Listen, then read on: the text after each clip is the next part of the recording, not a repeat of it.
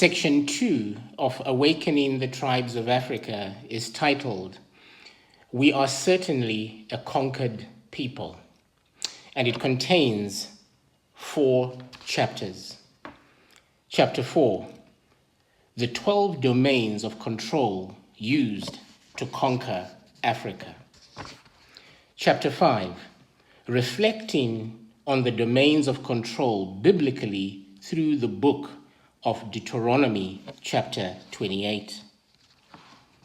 Chapter 6, linking the Deuteronomy 28 curses to the reality of Africa's lived and living experience.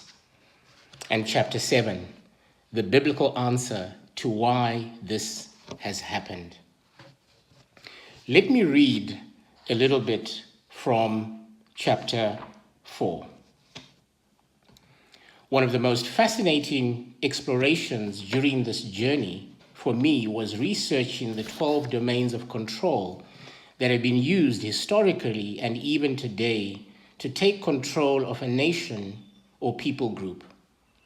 These are the main domains of control that are used in empire building. One can see how each was used in the establishment of the Greco-Roman Empire, the Ottoman Empire, the British Empire, even as most in Africa have grown up under the British Commonwealth, and even what the Bible refers to as the Babylonian Empire today, which will be one of the major points addressed further in the book. I will highlight these domains of control and briefly discuss them in terms of how they have been applied to Africa and how they sadly still apply today.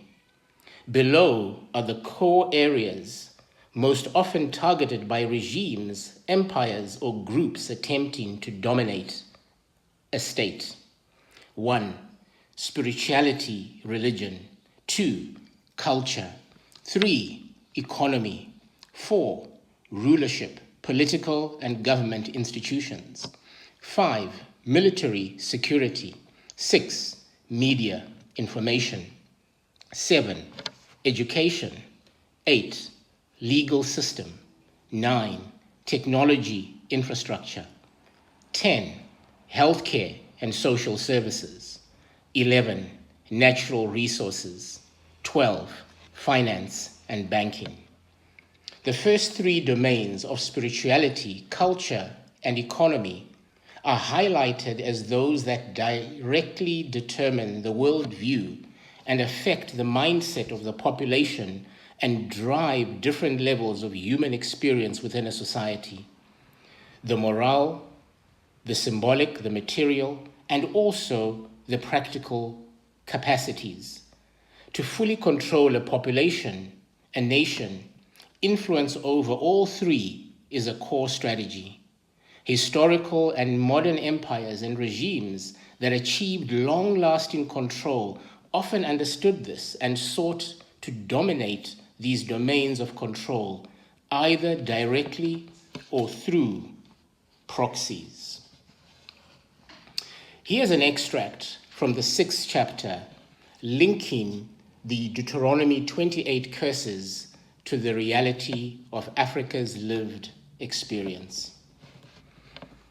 Applying Deuteronomy 28 and the framework of national control domains to Africa reveals a powerful lens through which the continent's history and contemporary struggles can be understood.